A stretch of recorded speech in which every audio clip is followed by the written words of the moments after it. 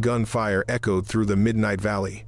SEAL Team Bravo 9 pressed against the narrow rock crevice, enemies flooding in from 3 directions, bullets shredding chunks of earth and stone. "We're done for," Lieutenant Harris whispered as the radio crackled to static and the sky turned black with enemy flares.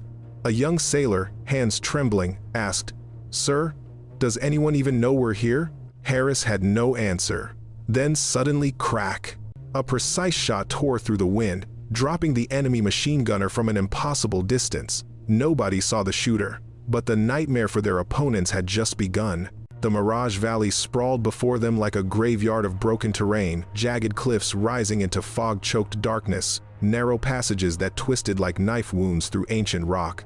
Lieutenant Commander Jake Harris crouched behind a collapsed section of wall, his HK-416 pressed tight against his shoulder, eyes scanning the ridgeline through night vision that painted everything in sick green. Contact left. 200 meters. Staff Sergeant Derek Hoffman barked into his mic, squeezing off controlled bursts toward muzzle flashes that winked like fireflies in the distance. 8 men. That's all Bravo 9 had. 8 operators against what intelligence now confirmed was a full platoon, maybe 40 hostiles, possibly more. The numbers didn't matter anymore. Numbers stopped mattering the moment their exfil chopper took an RPG and spun into the valley floor 3 clicks north.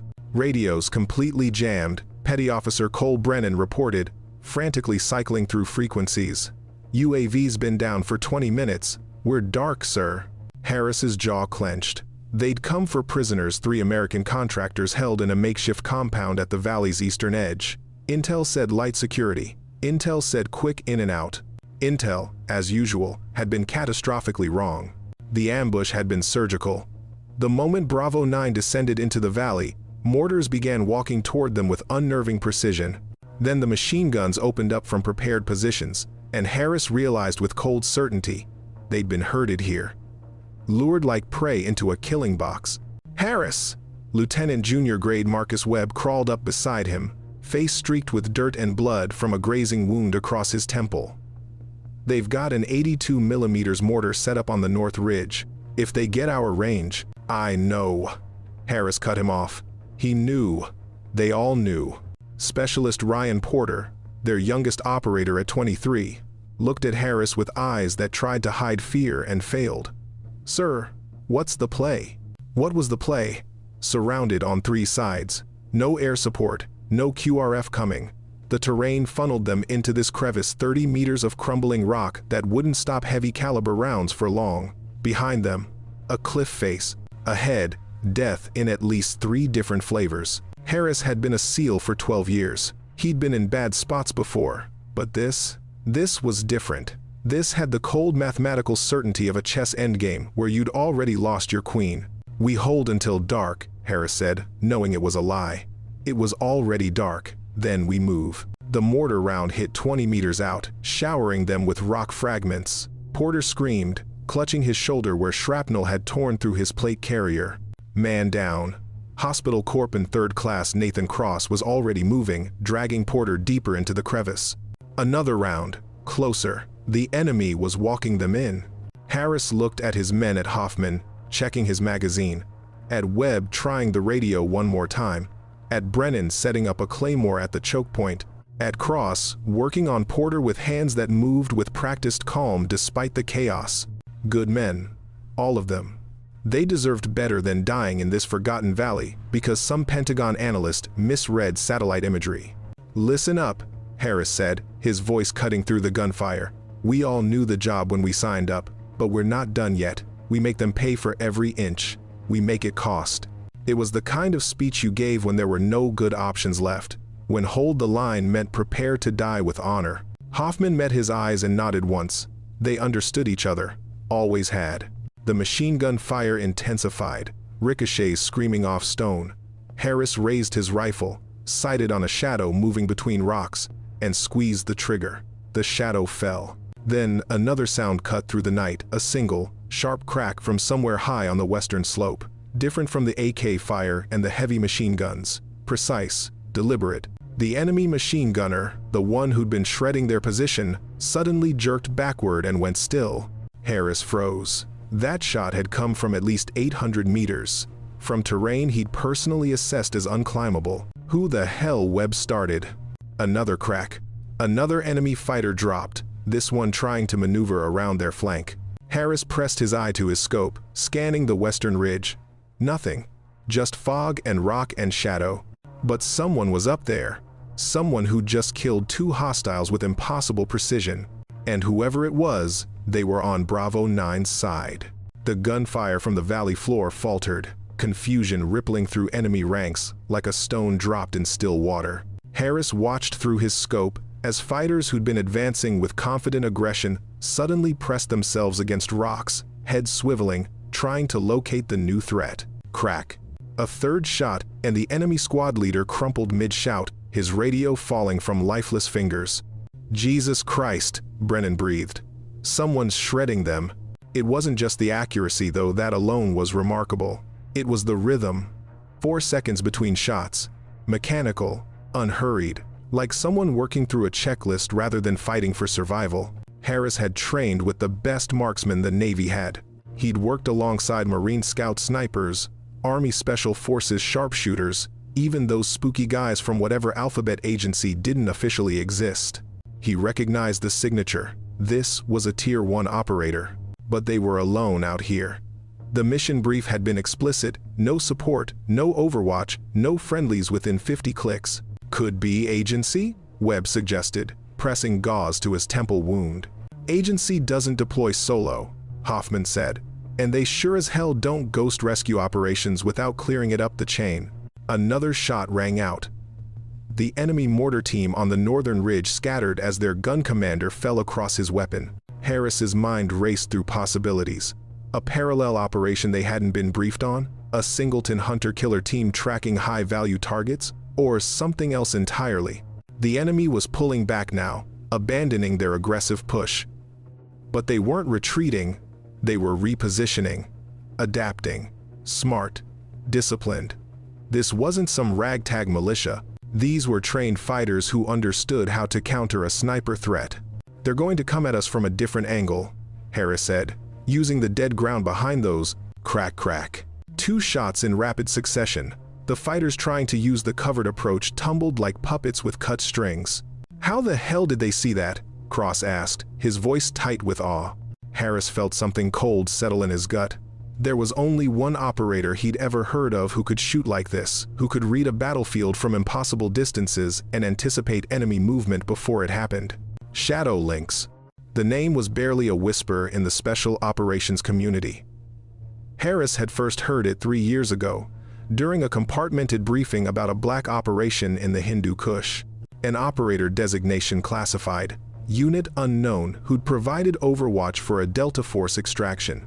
The after-action report described near superhuman marksmanship, 12 confirmed kills at ranges exceeding 900 meters, in a sandstorm, at night.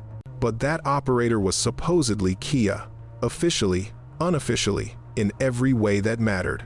Harris had seen the casualty list himself, though all the names were redacted. Griffin Unit, they'd called it. A subunit within JSOC so black it didn't exist even in classified databases. Sir?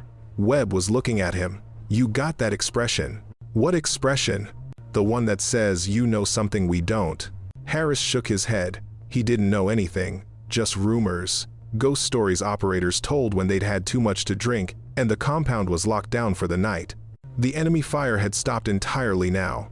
An eerie silence settled over the valley, broken only by the distant sound of commands shouted in Pashto. Then, Harris's radio crackled, not on their frequency, but on an old tactical channel, one that had been retired years ago, a channel from operations that had been scrubbed from official records. Static. Then a voice. Female. Calm as a frozen lake. Bravo 9. If you're receiving, click twice. Harris's hand moved before his mind caught up. Click. Click. Good. You've got approximately 90 seconds before they flank your position from the south.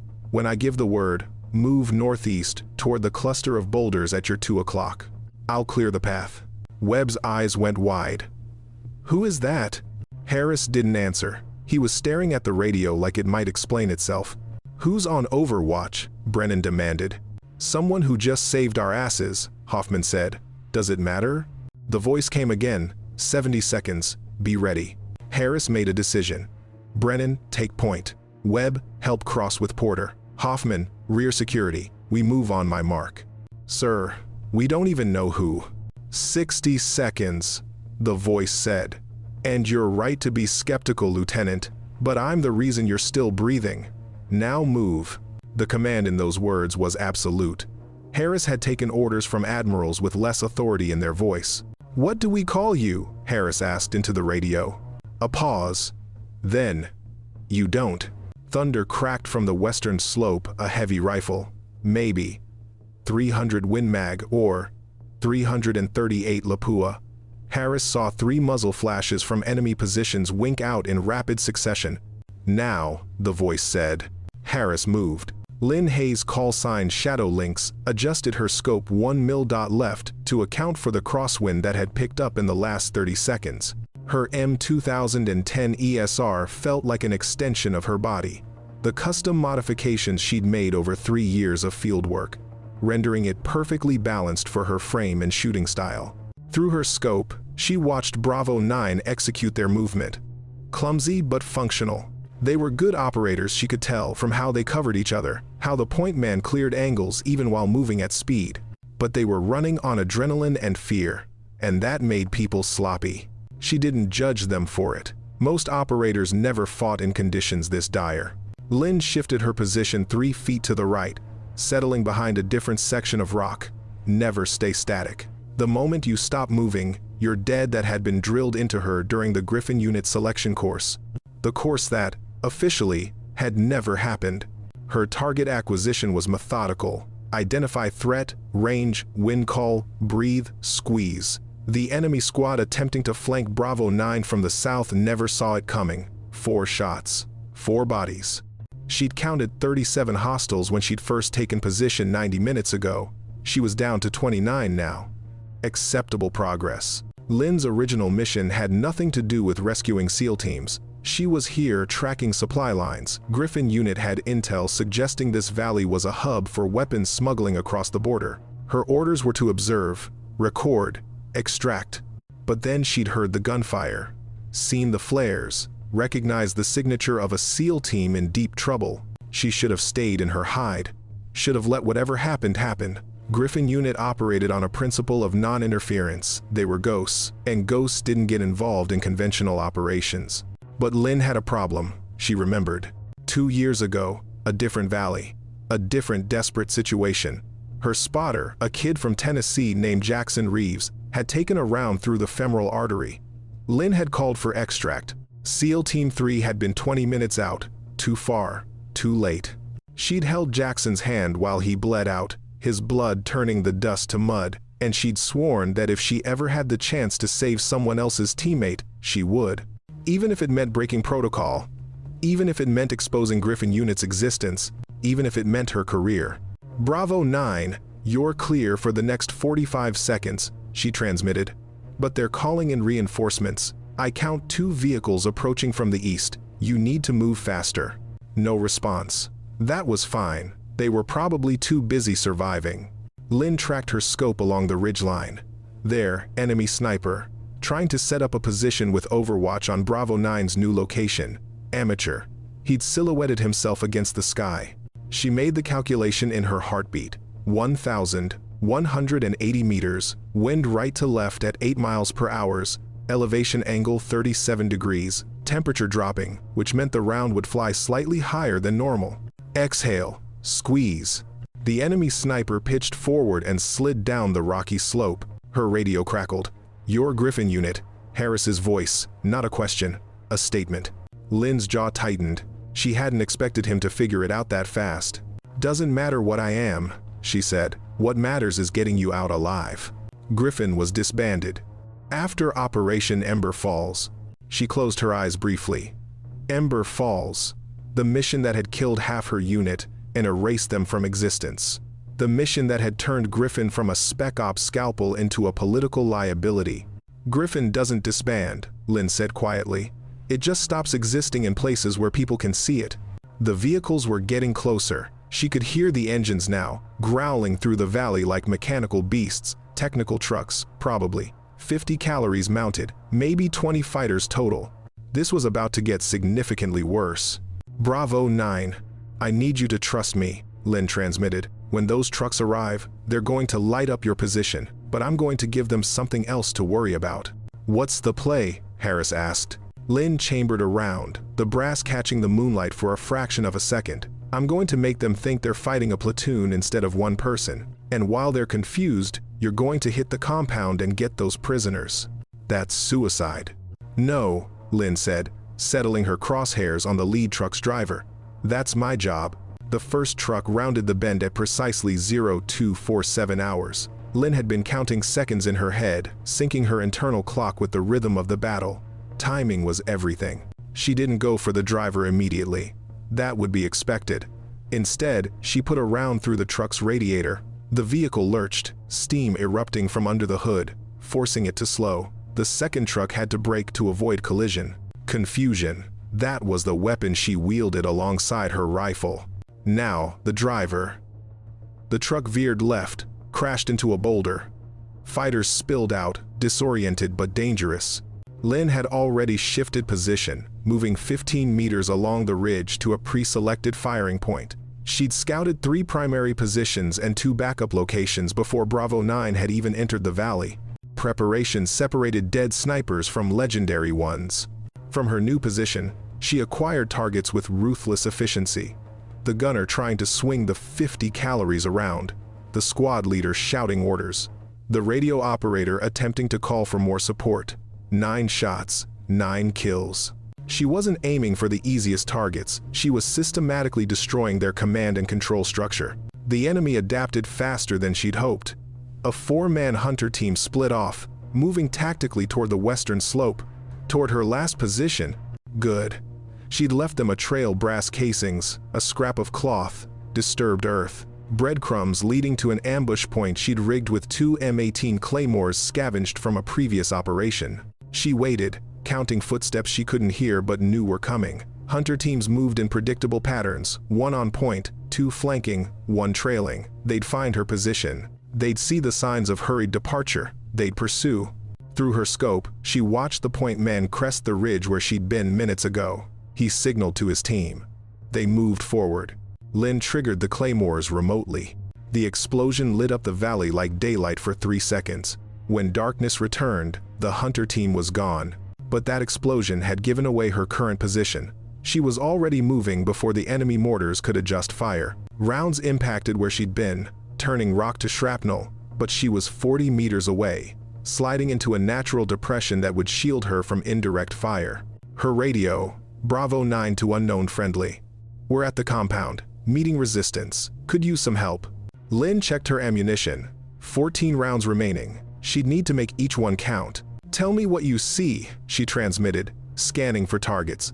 Guards at the entrance, 2. Machine gun nest on the roof. Probably 6 to 8 more inside. Lynn found the machine gun nest through her scope. The gunner was good. He positioned himself with excellent fields of fire and cover. Taking him out would require a shot through a gap no wider than 6 inches. She calculated wind, distance, elevation. 920 meters. Quartering wind. The shot would have to curve around a rock outcrop. Keep their heads down for 10 seconds, Lynn said. She didn't wait for confirmation. The scope's reticle settled on the tiny gap between sandbags. She controlled her breathing, let her heartbeat slow. The rifle became part of her, not a tool, but an extension of will. Between heartbeats, she squeezed. The round traveled for just over a second. Lynn watched through her scope as it threaded the impossible gap and found its target. The machine gun fell silent. Clear, she transmitted. But her muzzle flash had given the enemy a fresh vector. She heard the distinct whine of a drone, thermal equipped by the sound of it. This was a problem. You could hide from humans. Drones were less forgiving. Lynn pulled a thermal blanket from her pack, draping it over herself as she low-crawled toward her next position. It would buy her minutes at best. The drone was circling, searching. She needed to kill it, or it would kill her. Finding it through her scope was nearly impossible. The thing was barely larger than a basketball, but Lynn had spent 200 hours in a simulator learning to hit moving aerial targets. It was an insane skill set to develop, one that Griffin Unit insisted on because they planned for scenarios others thought impossible. There, a shadow against stars, moving in a search pattern, leading a flying target at night was mathematics married to instinct. She aimed where it would be, not where it was. The shot was pure optimism, the kind of thing that shouldn't work. The drone sparked, faltered, and dropped from the sky. But the shot had cost her. Her position was compromised. Through her scope, she saw enemy fighters converging on her location. At least a dozen. Too many. And then the mortars found her. Harris heard the explosion from 800 meters away and felt his stomach drop. The western ridge, where their guardian angel had been operating, erupted in smoke and flame. "She's hit," Webb said, voice tight. Harris wanted to argue. Wanted to say she'd made it out, that someone who could shoot like that couldn't be taken down by something as crude as mortars. But he'd been in combat long enough to know that luck ran out for everyone eventually. "Focus on the mission," Harris ordered, though the words tasted like ash. The compound was a collection of 3 buildings, concrete block construction, typical for the region, cheap, functional, defensible. The prisoners were allegedly in the eastern structure. With the machine gun down, Bravo 9 had a chance. Brennan and Webb took the main entrance while Hoffman and Cross cleared around the back. Harris stayed with Porter, who was mobile but hurting, his shoulder crudely bandaged and his face pale from blood loss. "Contact!" Brennan's voice cracked through the radio. Gunfire erupted from inside the compound. Harris moved. The main room held 4 hostiles, but they'd been focused on the front entrance. Harris came through a side window, rifle up, and put down 2 before they could turn. Webb got the 3rd. The 4th tried to run and caught a burst from Brennan at the doorway. "Clear." "Back room." "Clear." 3 prisoners secured, Cross called. They're ambulatory, roughed up but mobile. It had taken 90 seconds. 90 seconds because a sniper they'd never seen had systematically dismantled the enemy's defensive structure. "Bravo 9, this is command. We're reading your beacon. QRF inbound, ETA, 20 minutes. 20 minutes. They'd gotten through. Someone at JSOC had finally sorted out the jamming. But Harris wasn't celebrating.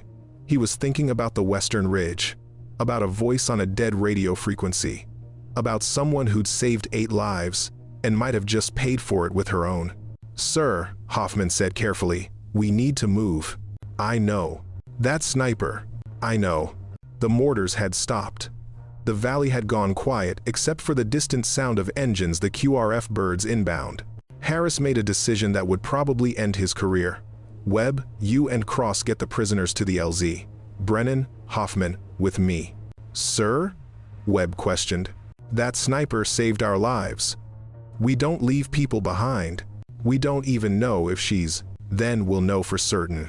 Move." They climbed. The western ridge was steeper than it looked, and twice, Harris wondered how anyone had gotten up here in the first place while carrying a rifle and combat load. But they pushed through, using handholds and sheer determination. The mortar impact site was obvious. A crater 2 meters across, rocks scattered like shrapnel, blood on the stones, but no body. "Trail," Hoffman said, pointing to disturbed earth leading further up the ridge. They followed it for 50 meters. And then they saw her. She was propped against a boulder, rifle across her lap, one hand pressed against her side where blood had soaked through her tactical gear. Her face was pale, but composed, eyes alert despite obvious pain. Lynn Hayes looked up as they approached and gave a weak smile. "Took you long enough." Harris knelt beside her. "You're hit. Shrapnel, couple pieces, nothing vital, but the amount of blood suggested otherwise. We need to get you to the LZ," Hoffman said, already breaking out medical supplies. "No," Lynn's voice was firm. "The mission was exfil the prisoners. You've done that. I'll make my own way out." "Like hell," Harris said. "You saved 8 lives tonight. We're not leaving you on this mountain." Lynn studied him for a moment, and Harris saw something flicker in her eyes, surprise, maybe, or gratitude she didn't quite know how to express. "Griffin Unit operates alone," she said quietly. "Griffin Unit is off the books anyway," Harris countered. "Far as I'm concerned, we found a wounded civilian who needs medical attention. They'll ask questions. Then they'll get no answers. The report will say, unknown, friendly provided fire support. Could have been anyone, could have been locals, could have been ghosts. He met her eyes. But you're coming with us. Lynn was silent for a long moment. Then she nodded. All right, Lieutenant. But when this is over, you forget you saw me. Deal. Hoffman got her patched up enough for movement. Lynn refused. A stretcher insisted she could walk with support. She probably couldn't, but Harris wasn't going to argue with someone who just killed 30+ hostiles and survived a mortar barrage. They made it to the LZ with 6 minutes to spare. The MH-47 came in low and fast, door gunners scanning for threats.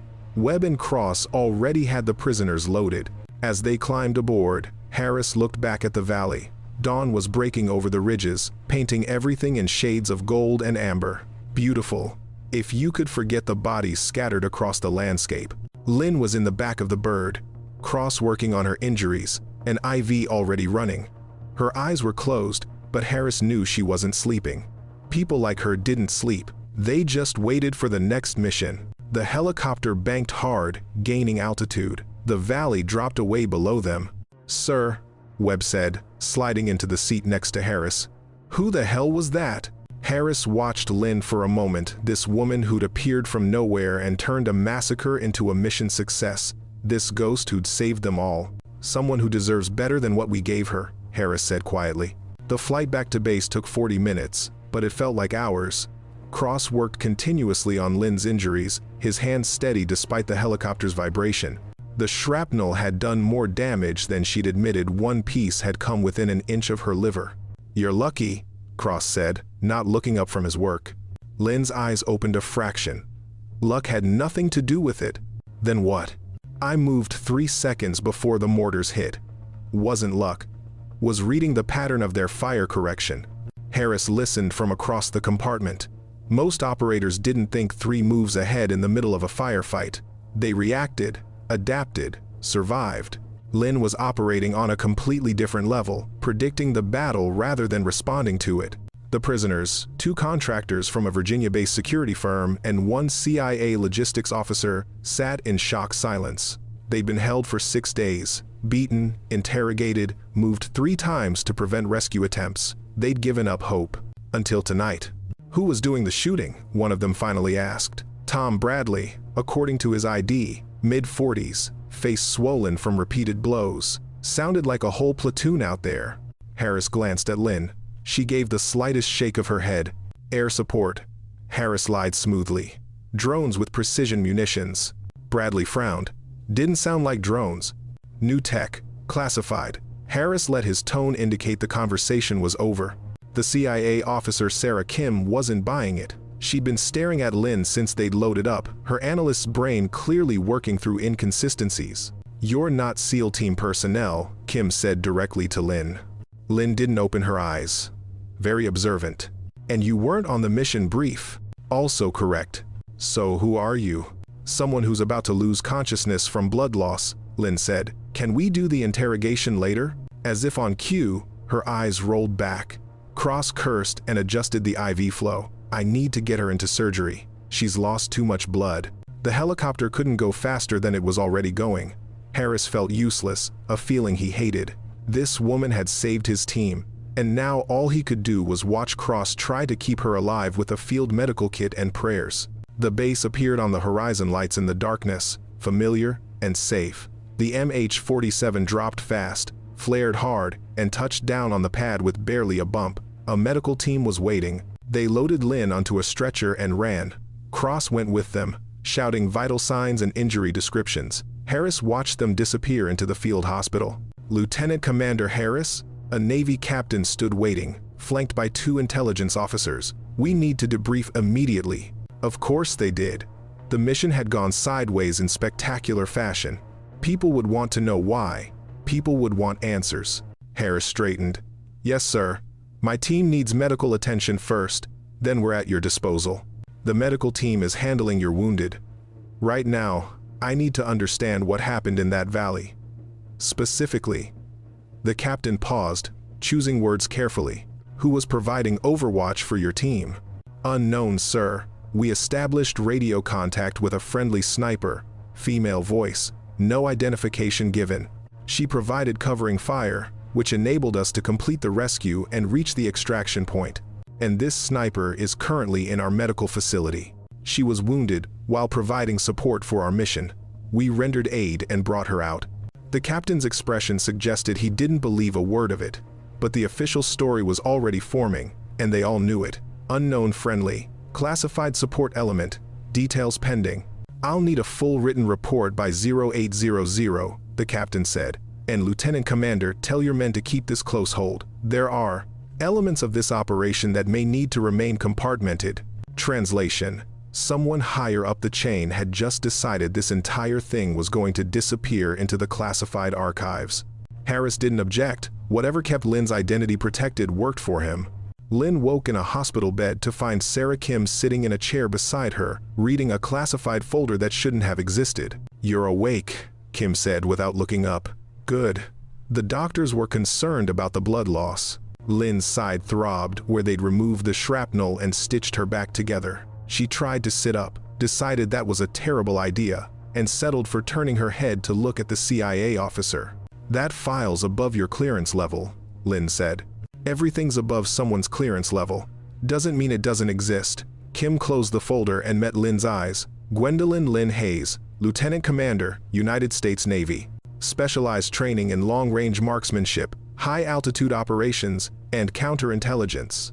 Assigned to Griffin Unit 2021 through 2023. Officially listed as killed in action during Operation Ember Falls. And yet here I am," Lynn said carefully. "And yet here you are." Kim leaned forward. "Griffin Unit was disbanded after Ember Falls. The entire operation was scrubbed. So what were you doing in that valley?" "Classified mission. Need to know basis. I have a TS, SCI clearance, and Griffin operates under a special access program that makes TS, SCI look like public record." Lynn's voice was quiet but firm. "You don't have access, Miss Kim.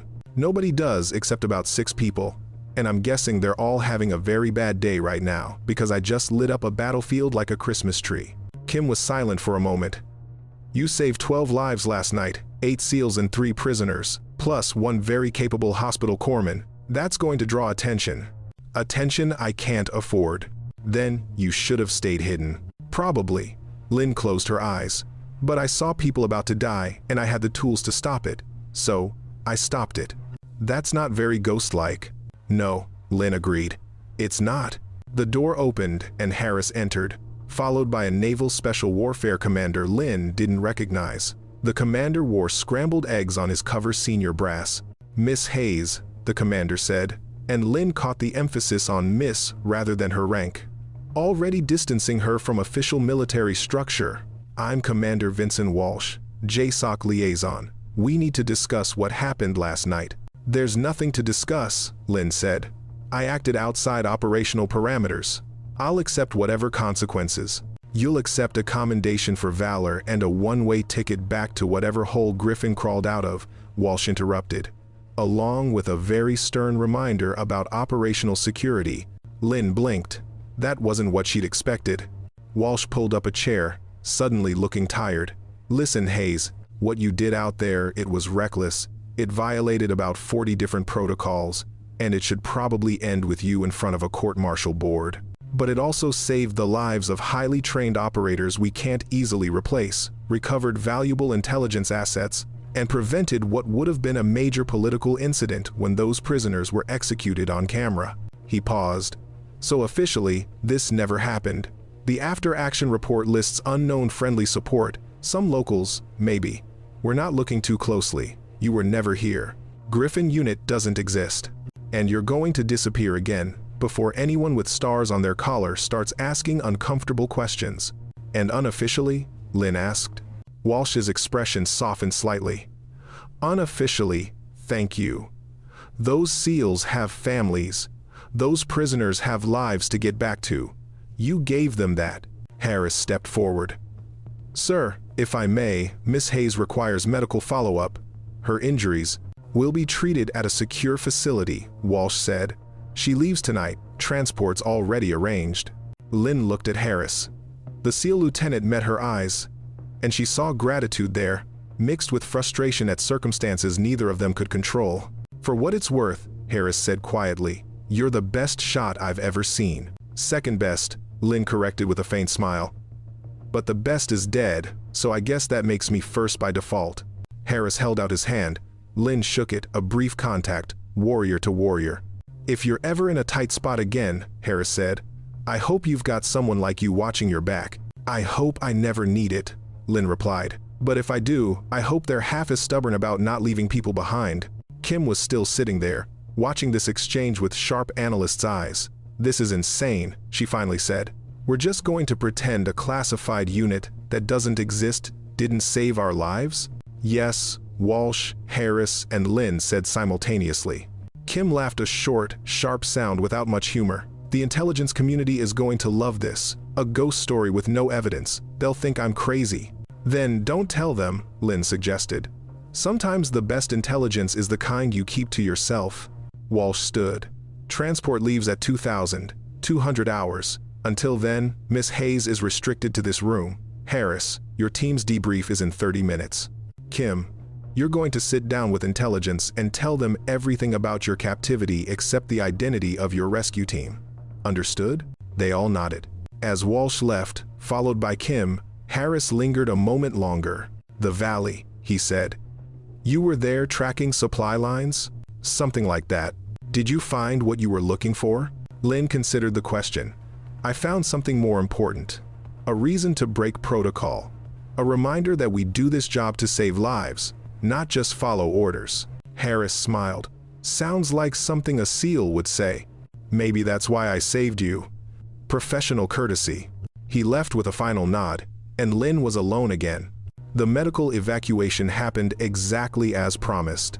At 2,200 hours, 2 operators Lynn didn't recognize arrived with civilian clothes and a cover story. Visiting contractor, non-military, leaving after completing a short-term logistics consultation. The story wouldn't hold up under serious scrutiny.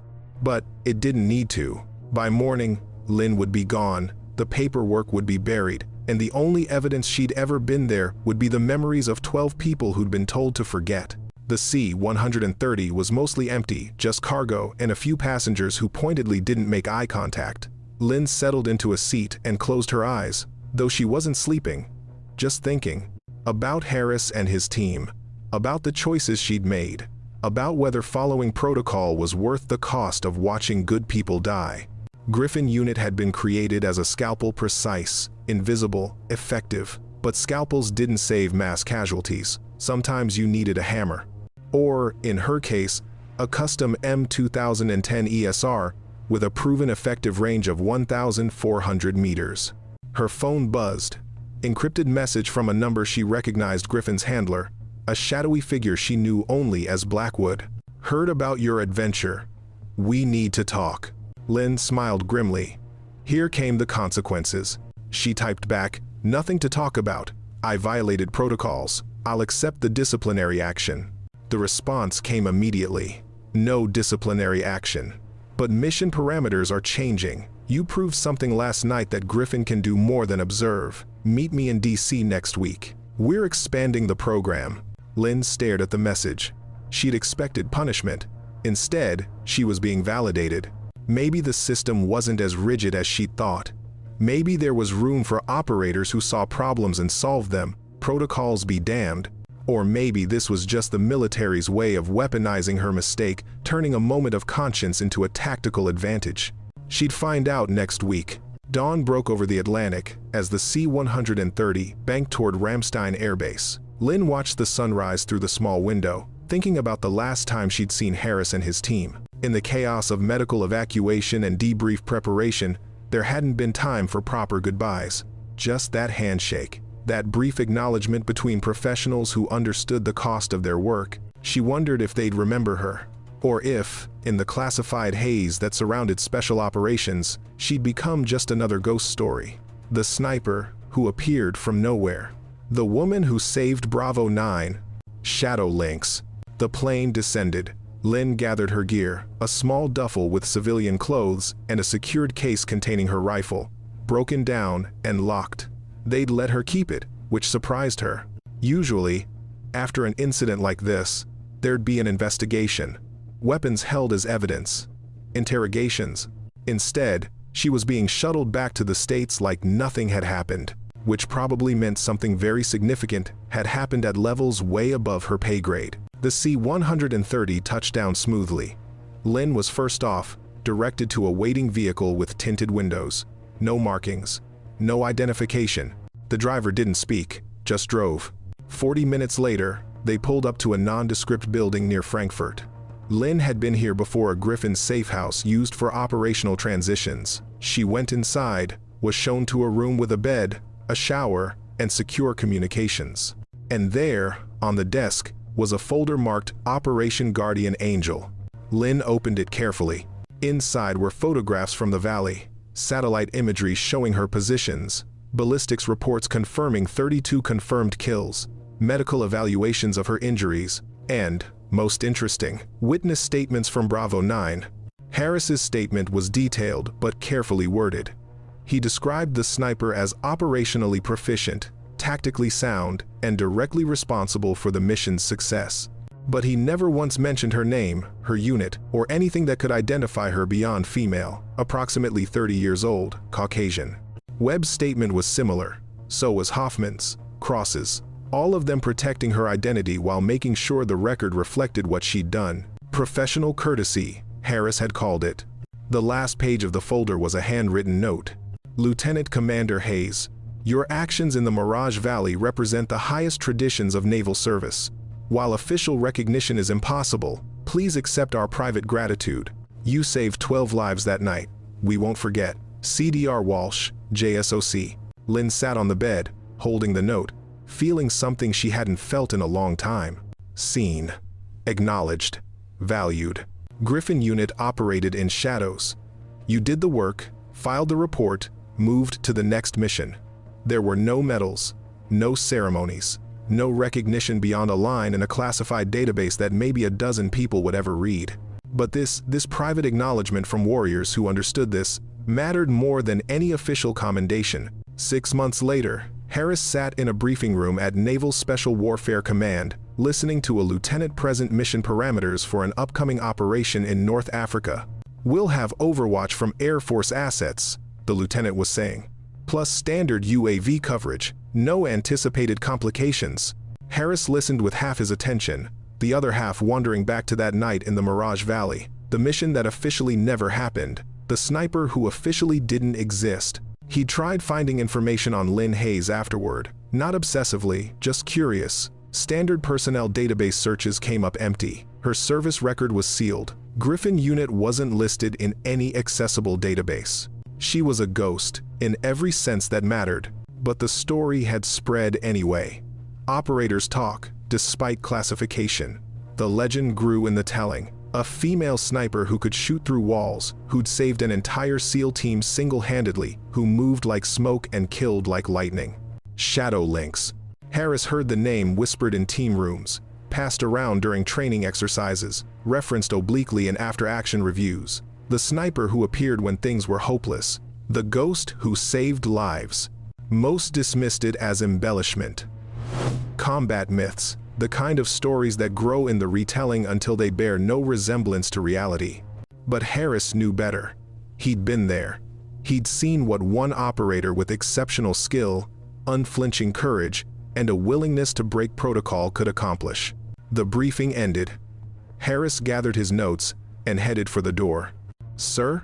Webb caught up with him in the hallway. "You got a minute?" "What's up?" Webb glanced around, making sure they were alone. "I heard something about Griffin unit." Harris's attention sharpened. "And?" "They're not disbanded. They're expanded. New mission parameters, more operators. Someone high up decided we need people who can operate completely off book." "Where'd you hear this?" "Friend at JSOC." He wouldn't say more, but... Webb paused. He said if we ever run into trouble like the Mirage Valley again, we might have unexpected help. Harris thought about Lynn. Wounded, determined, saving lives despite orders. Maybe someone had been paying attention. Maybe her breach of protocol had shown that sometimes the rules needed breaking. "Good," Harris said simply. "The world needs more people willing to do the right thing, even when it's not authorized." Webb nodded and headed off. Harris continued toward the parking lot, his mind still in that valley, still hearing the sharp crack of a rifle that had turned certain death into survival.